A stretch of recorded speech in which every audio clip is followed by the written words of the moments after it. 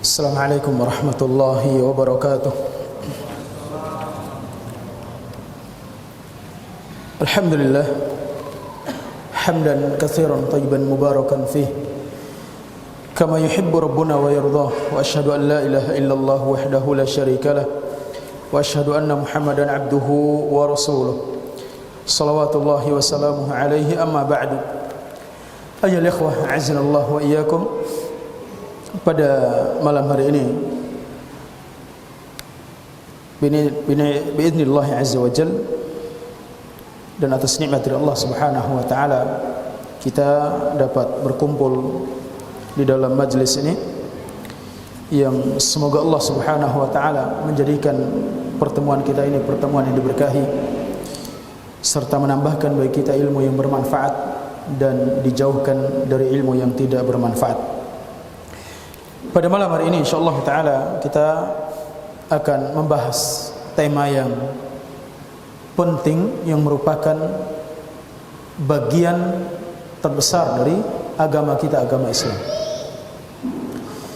Berkaitan dengan masalah beriman terhadap ketentuan Allah Subhanahu wa taala.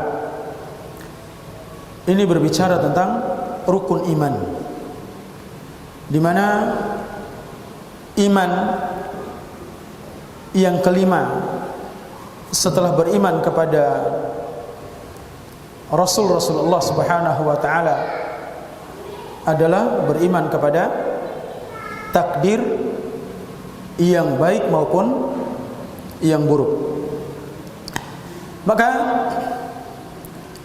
berkaitan dengan al-qada wal qadar, saya katakan beriman kepada takdir merupakan rukun dari rukun iman yang wajib diketahui, wajib dipelajari, dan perlu kita perhatikan, dijelaskan kepada generasi ke generasi.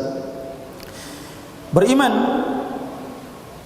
kepada qadar telah warid datangnya dari hadis Nabi sallallahu alaihi wasallam,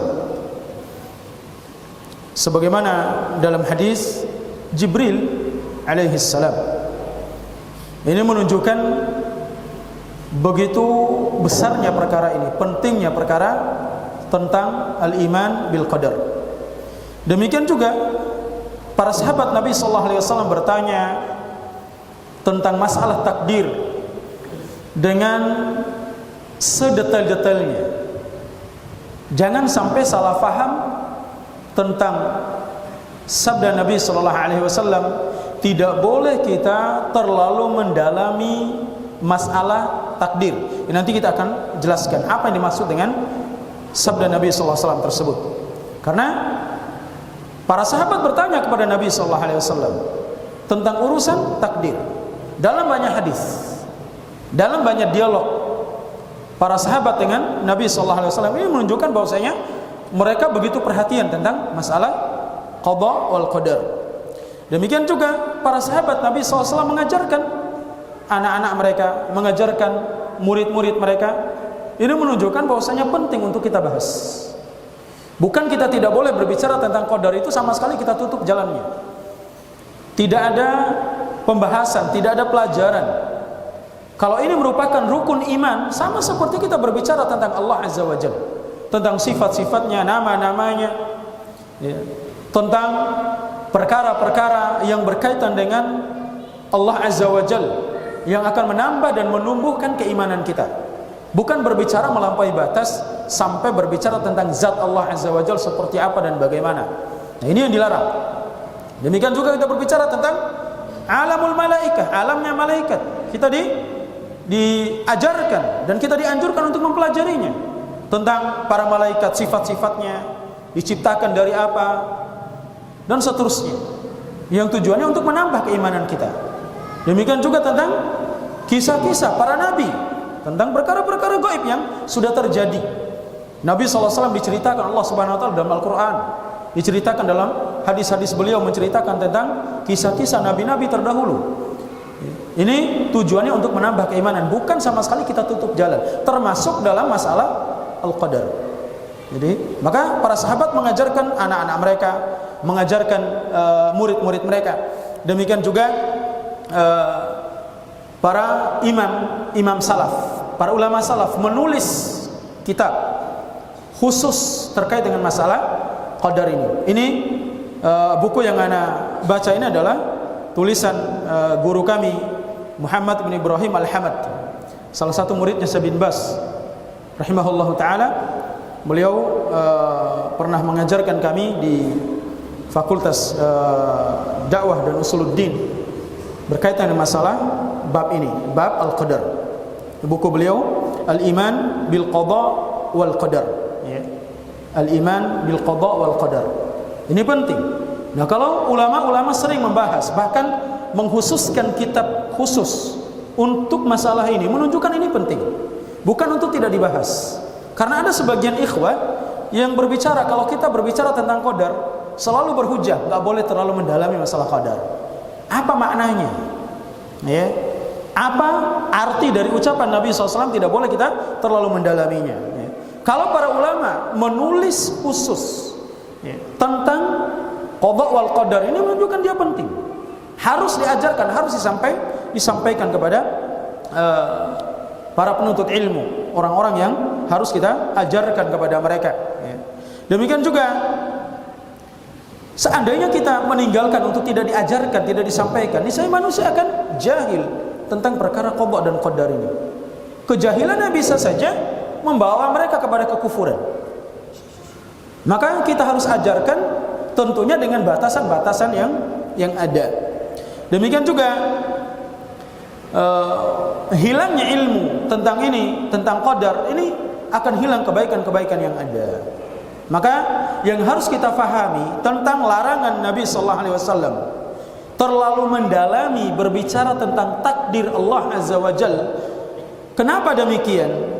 Yang dilarang itu adalah al-khawd fil qadar bil batil. Terlalu mendalami membahas masalah takdir dengan mengarahkan kepada hal-hal yang batil. Membahas tentang takdir Allah Subhanahu wa taala tanpa ilmu, dengan dasar-dasar yang batil, yang tidak ditunjukkan oleh Al-Quran dan Sunnah, tidak ada dalil. Ini yang dilarang oleh Nabi SAW. Berbicara tentang qada wal qadar dengan kebatilan, tidak ada landasan, tidak ada dasar. Ini yang tercela. Demikian juga yang dilarang berbicara tentang takdir itu adalah kita bersandar kepada kemampuan akal kita tentang takdir ini. Jadi mengandalkan akal, mengedepankan akal kita. Ini yang dilarang. Kalau kita berbicara sesuai dalil, maka ini hak adanya. Demikian juga yang dilarang itu berusaha mencari-cari, ya, tentang hal yang paling mendetail sesamar-samar mungkin, berusaha digali lewat takdir ini. Kadang-kadang orang itu berbicara tentang takdir untuk pembenaran semata, seperti untuk membenarkan apa yang pernah dia berbuat dari kemaksiatan-kemaksiatan yang ada. Ini yang dilarang. Demikian juga yang dimaksudkan oleh Nabi SAW al-khawd, berlebih-lebihan dalam berbicara tentang takdir itu adalah kita bertanya yang sifatnya untuk menolak takdir. Sebagaimana kaum Qadariyah, ya, ataupun Jabriyah. Ya. Jabriyah itu termasuk Qadariyah. Qadariyah yang sifatnya menafikan kehendak manusia. Sedangkan Qadariyah ini orang-orang yang menafikan kehendak Allah Subhanahu wa taala.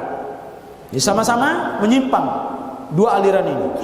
Dan mereka ini dikafirkan oleh para ulama karena berbicara tentang qadar ini rukun iman. Kalau khalal, ada cacat pada rukun iman ini, maka tidak ada keimanan pada seseorang. Demikian juga yang dilarang oleh Nabi SAW al-khawd, berlebih-lebihan dalam masalah takdir itu adalah kita ada tanazu', kita berselisih tentang masalah qadar ini, perselisihan yang sampai kepada hal-hal yang membawa seorang itu berpendapat dengan pendapat yang batil, dan hal-hal lain. Ini yang membuat Nabi SAW melarang kita untuk berbicara tentang masalah takdir. Ini tidak dibenarkan. Kemudian ayol ikhwah rahimani wa rahimakumullah. Yang selanjutnya yang perlu kita bahas tentang masalah takdir ini adalah berkaitan dengan takdir atau qada wal qadar itu apa sih maknanya, apa artinya terkait dengan takdir ini. Saya tidak membaca semua dari kitab ini, kita ambil poin-poinnya karena terbatasnya waktu dan kesempatan yang ada.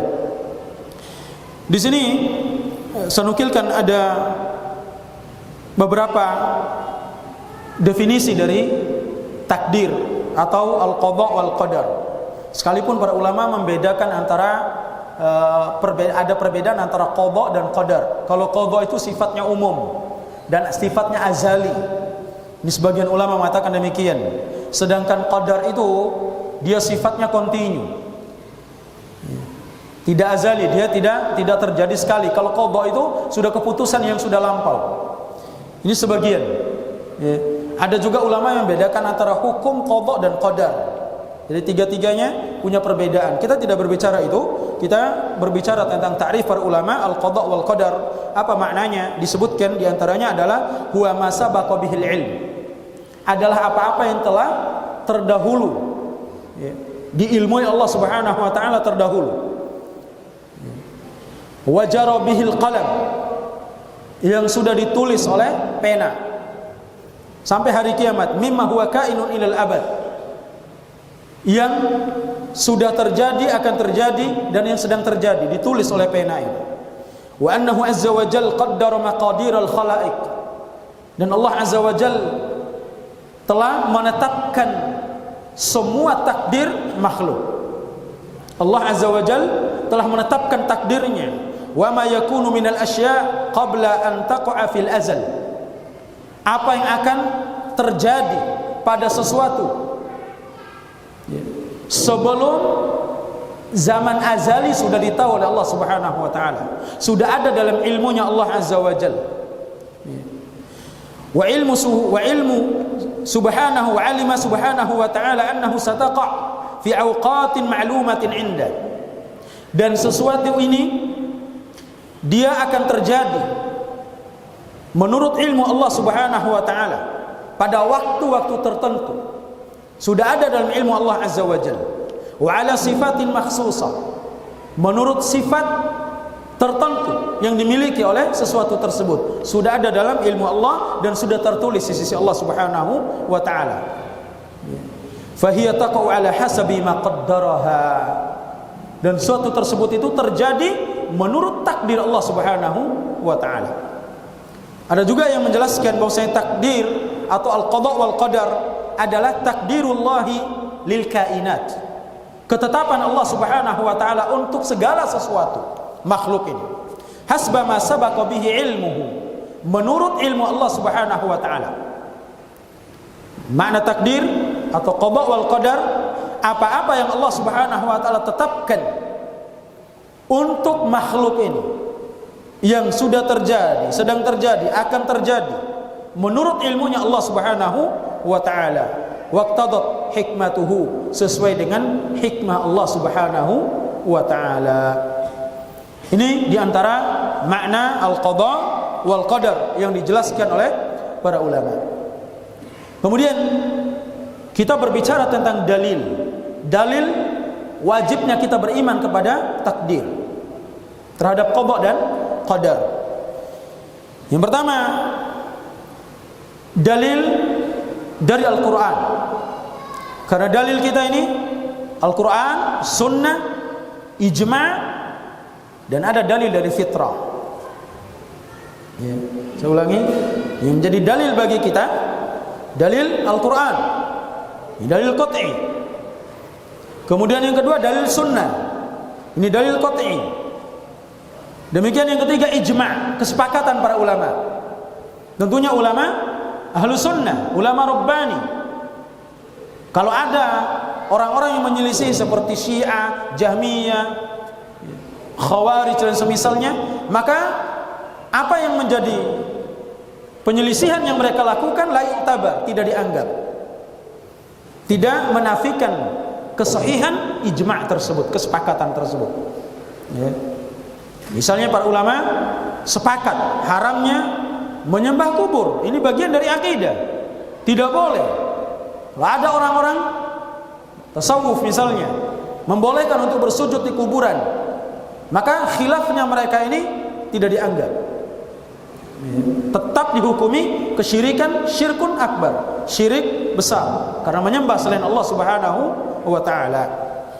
Maka dari Al-Quran banyak tentang ketetapan Allah Subhanahu wa ta'ala. Untuk melihat dalam surah Al-Ahzab ayat 38, Allah Subhanahu wa ta'ala katakan, wa kana amrullahi qadaran maqdura, dan perkara Allah Subhanahu wa ta'ala adalah sesuatu ketetapan yang telah ditetapkan. Demikian juga dalam suratul Qamar ayat 49, inna kulla syai'in khalaqnahu biqadar, sungguhnya kami telah menciptakan segala sesuatu dengan ketentuan, dengan kadarnya, dengan ukurannya, dengan ketetapan yang ada dari Allah Subhanahu wa ta'ala. Ini dalil-dalil dari Al-Quran. Demikian juga terdapat dalam surah Al-Hijr ayat 21, juga dalam surah Al-Mursalat ayat 22 sampai 23, dan ayat-ayat yang lainnya. Untuk bisa lihat dalam surah Thaha ayat 40, demikian juga Al-Furqan ayat yang kedua, dalam surah Abasa ayat 19.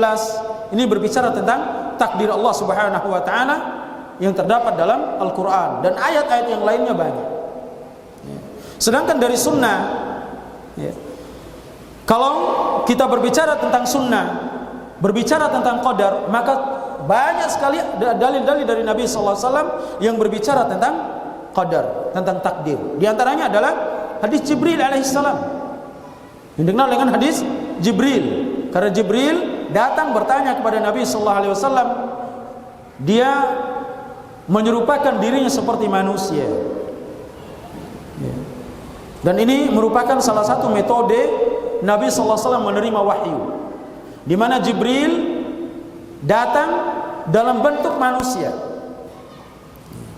Ini salah satu metodenya, karena di antara metode Nabi SAW menerima wahyu seperti ini.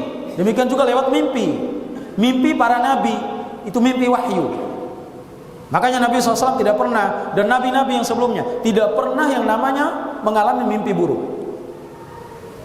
Tidak seperti manusia, seperti kita. Kalau para nabi, mimpi mereka wahyu. Ini cara Nabi SAW menerima wahyu. Demikian juga di antara cara Nabi SAW menerima wahyu adalah Jibril langsung membisikkan dalam hati Nabi SAW tentang ayat atau hadis, dibisikkan dalam hatinya. Terkadang Nabi SAW mendapatkan wahyu seperti bunyi lonceng, seperti rantai besi yang digeret di atas batu. Saking dahsyatnya datangnya wahyu itu. Nah, ini yang paling berat dirasakan oleh Nabi SAW, sehingga disebutkan bahwasanya Nabi SAW berkeringat di musim dingin. Begitu beratnya wahyu. Bahkan binatang, unta yang dikendarai terkadang jatuh tersungkur karena beratnya wahyu yang didapatkan oleh Nabi SAW.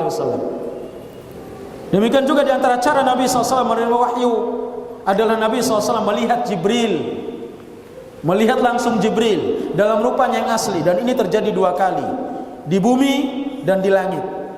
Di bumi ketika Nabi SAW berada di Gua Hira, kemudian di langit ketika Nabi SAW dimi'rajkan, dinaikkan ke Sidratil Muntaha. Dan juga cara yang lain Nabi SAW menerima wahyu adalah langsung berbicara dengan Allah Subhanahu wa ta'ala, seperti wahyu salat. Ini langsung Allah berbicara dengannya. Makanya yang ada, sifat yang ada pada Nabi Musa ada pada Nabi kita Muhammad SAW. Kalimullah, Musa kalimullah, adalah yang diajak berbicara oleh Allah Azza wa Jalla. Maka Nabi kita juga diajak berbicara langsung oleh Allah Subhanahu wa taala. Nabi Ibrahim Allah angkat menjadi kekasihnya. Nabi kita juga diangkat menjadi kekasihnya. Sebagaimana Nabi mengatakan, "Innallaha ittakhadhani khalilan kama ittakhadha Ibrahima khalila." Sungguhnya Allah menjadikan aku sebagai kekasihnya sebagaimana Allah menjadikan Ibrahim sebagai kekasih. Maka tidak boleh kita menamakan anak kita Khalilullah, haram hukumnya.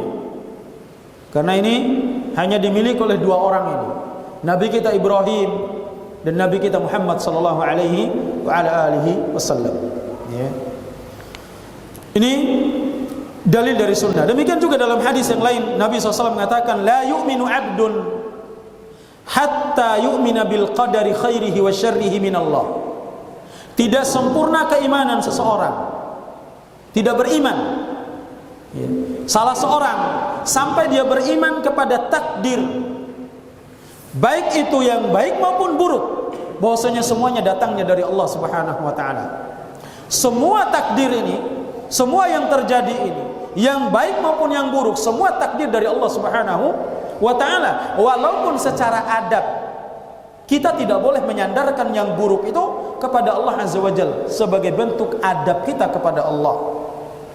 Makanya Nabi Ibrahim berkata, "Wa idza maridtu fa huwa yashfin." Jika aku sakit, maka Allah yang menyembuhkan aku. Dia tidak mengatakan jika aku dibuat sakit, tidak. Karena sakit ini buruk, maka dia tidak menyandarkan kepada Allah. Ya. Walaupun sakit itu tetap dari Allah Subhanahu wa taala. Maka yang baik maupun yang buruk, ini hadisnya. Demikian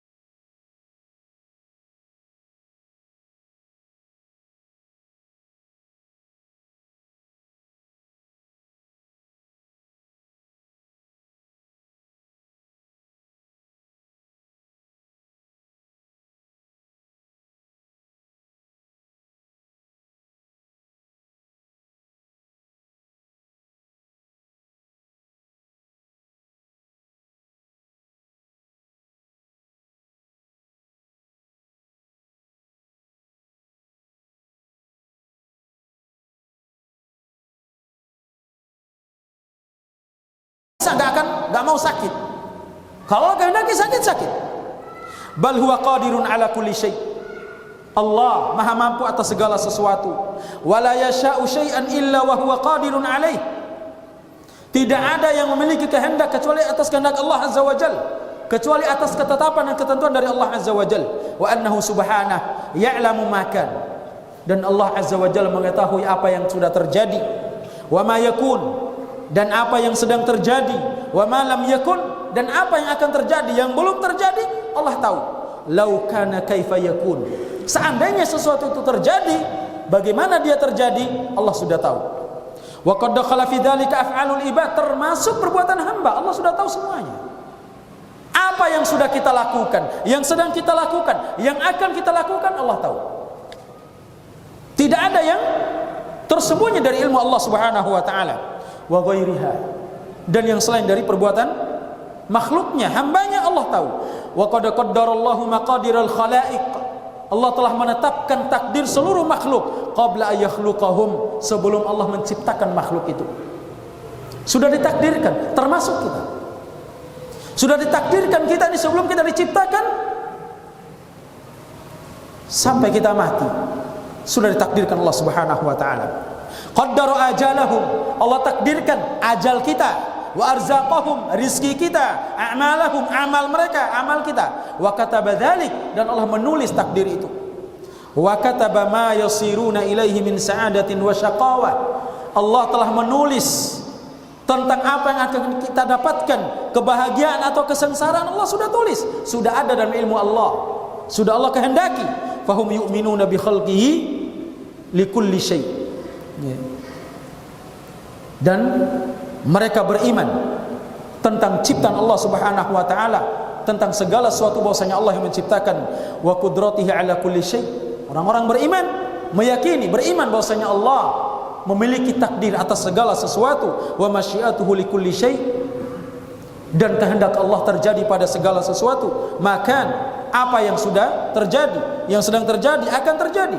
Wa ilmuhu bil asya' qabla an takun, Allah mengetahui tentang sesuatu sebelum terjadi. Wa taqdiruhu laha, Allah sudah tetapkan tentang sesuatu itu kapan terjadi, bagaimana dia terjadi, sudah ditakdirkan Allah Subhanahu wa taala. Wa kitabatuhu iyyaha qabla an takun, Allah sudah tulis semuanya.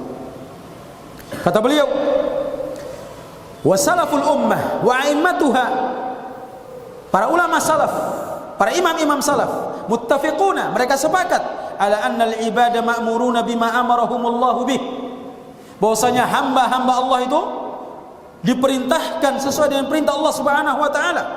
Mereka diperintahkan untuk melakukan sesuai dengan perintah Allah. Wa manhiyuna amma nahahum an, dan mereka telah dilarang, dicegah Allah Subhanahu wa taala, telah dianjurkan untuk menjauhi apa-apa yang dilarang oleh Allah Subhanahu wa taala. Wa muttafiqun, dan para ulama salaf sepakat ala al-iman bi wa'dihi, beriman tentang janji Allah, wa wa'idihi, dan ancaman Allah Subhanahu wa taala, alladzi nataqa bihil kitab was sunnah, yang disampaikan lewat Al-Qur'an dan sunnah. Wa muttafiqun, dan para ulama salaf sepakat ala annahu la hujjata li ahadin ala Allah fi wajibin tarakah. Ulama ahlu sunnah telah sepakat bahwasanya tidak ada seorang pun yang berhak untuk berhujjah kepada Allah Subhanahu wa taala, memberikan hujjah, alasan di hadapan Allah Azza wa Jalla tentang sesuatu kewajiban yang dia tinggalkan. Jadi enggak ada alasan nanti saya tinggalkan kewajiban ini karena takdir, enggak. Karena kita sudah dikasih pilihan.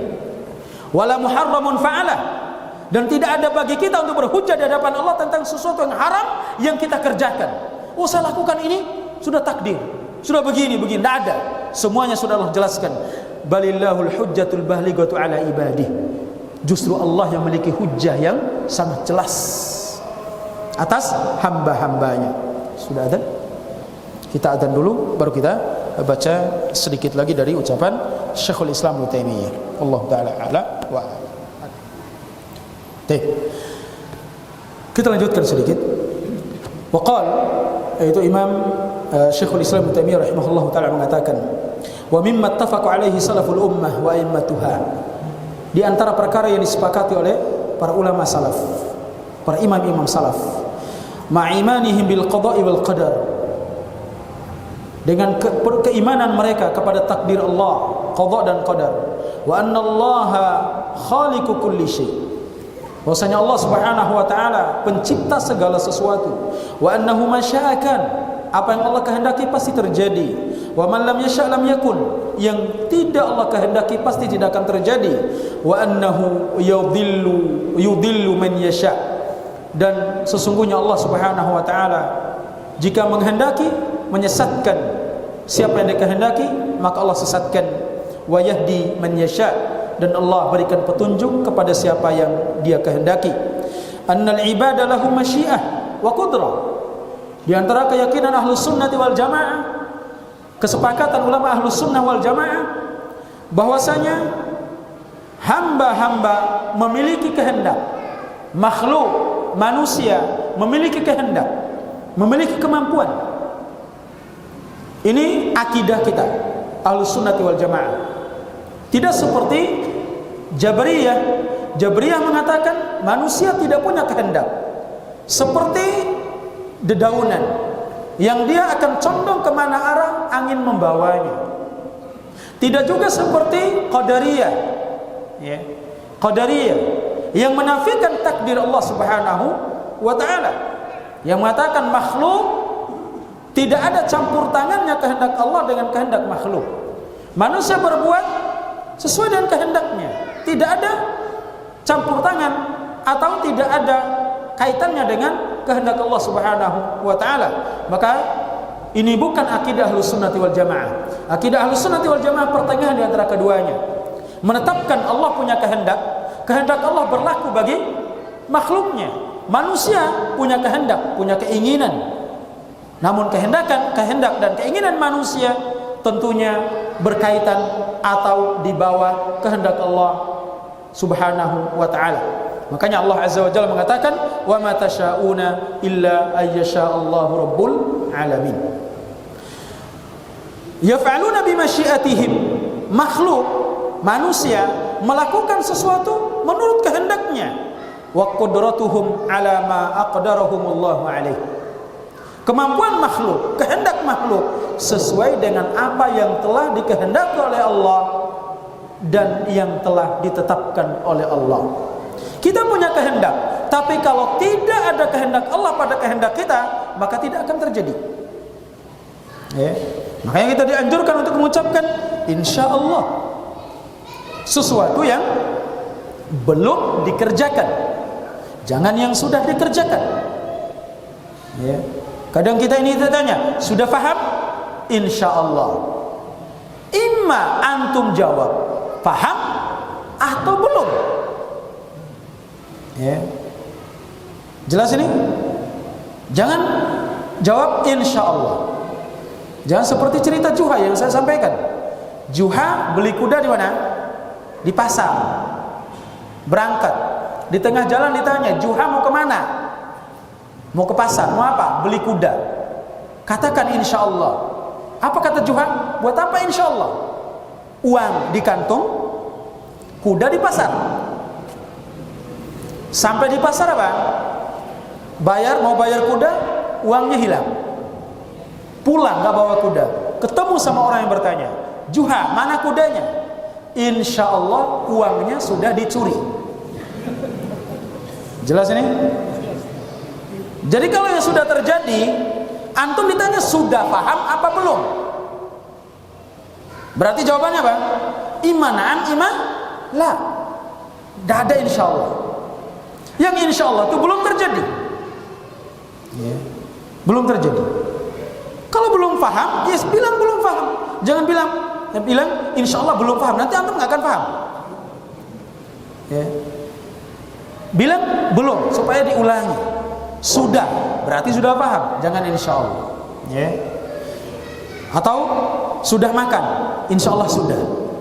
Ini sangat keliru. Sama seperti tadi. Insya Allah sudah dicuri. Insya Allah jika. Ada nggak jika yang sudah lampau? Nggak ada kan? Nah, jadi kita keyakinan Ahlus Sunnah wal Jamaah meyakini bahwasanya kehendak makhluk sesuai dengan kehendak Allah Subhanahu wa taala. Innal ibada la yasha'una illa yasha Allah, kama qala ta'ala, kalla innaha tadhkirah faman syaa'a dzakara wa ma yadhkuruna illa ayyasha Allah huwa ahlut taqwa wa ahlul maghfirah, dalam suratul Mudaththir ayat 54 sampai 56.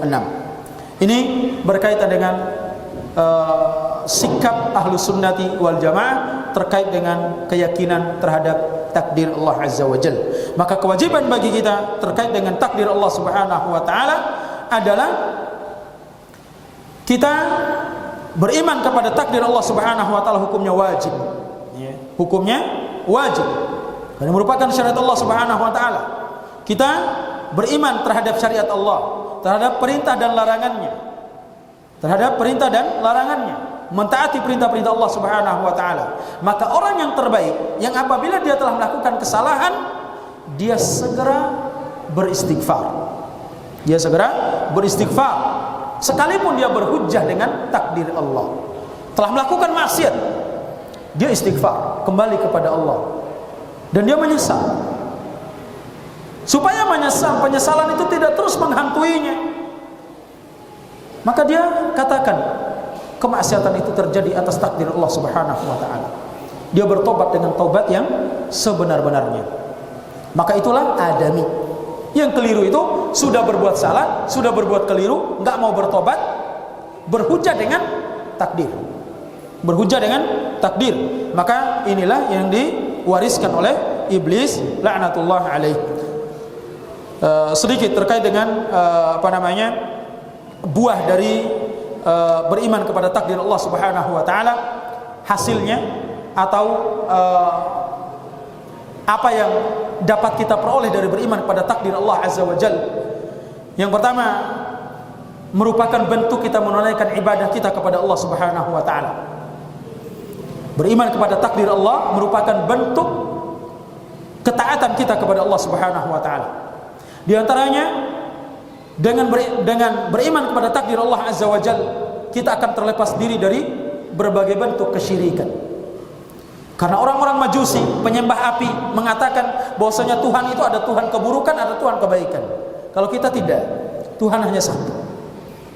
Tidak menyekutukan, tidak menyandarkan bahwasanya keburukan ada Tuhan yang lain yang mengaturnya.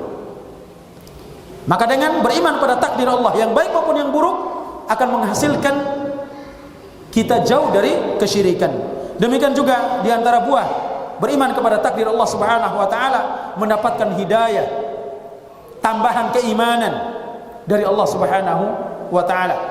Demikian juga akan menghasilkan rasa ikhlas kita kepada Allah Subhanahu wa taala. Dengan meyakini segala sesuatu yang terjadi itu atas dasar kehendak dari Allah Subhanahu wa taala. Demikian juga akan melahirkan rasa ketawakalan kita yang benar kepada Allah Azza wa Jalla. Dengan beriman kepada takdir Allah Subhanahu wa taala akan menghasilkan rasa tawakal. Tidak seperti orang yang tidak menyandarkan segala sesuatu terjadi karena kehendak Allah. Ada orang yang di zaman jahiliyah ketika keluar rumah cari rezeki, melihat burung terbang ke kanan, maka mereka optimis. Ketika burung terbang ke kiri, maka mereka pesimis. Sekarang ada lihat orang cacat pulang, enggak jadi, rezekinya cacat. Dan keyakinan-keyakinan yang lainnya. Keluar hari ini harus pagi, keluar hari ini harus matahari sudah meninggi, keluar hari ini harus seperti ini dan ini. Enggak boleh keluar menghadap timur, ke arah barat, ke arah selatan, ke arah utara dan seterusnya. Banyak keyakinan-keyakinan. Maka dengan beriman kepada takdir Allah yang terjadi segala sesuatu ini menurut kehendak Allah Azza wa Jalla, maka kita akan benar bentuk ketawakalan kita kepada Allah Subhanahu wa taala. Demikian juga di antara buah beriman kepada takdir Allah Subhanahu wa taala, al-khaufu minallah. Rasa takut kita kepada Allah Subhanahu wa taala. Takut jangan sampai Allah menakdirkan kita mendapatkan kesengsaraan dunia dan akhirat. Maka dengan sebab itu kita akan berusaha berubah. Karena di antara bentuk untuk merubah takdir Allah Azza wa Jalla adalah doa dan usaha kita. Al-khauf minallah. Demikian juga di antara buah dari beriman kepada takdir Allah Subhanahu wa taala adalah kuatnya harapan kita kepada Allah dan juga kita akan berbaik sangka kepada Allah Subhanahu wa taala.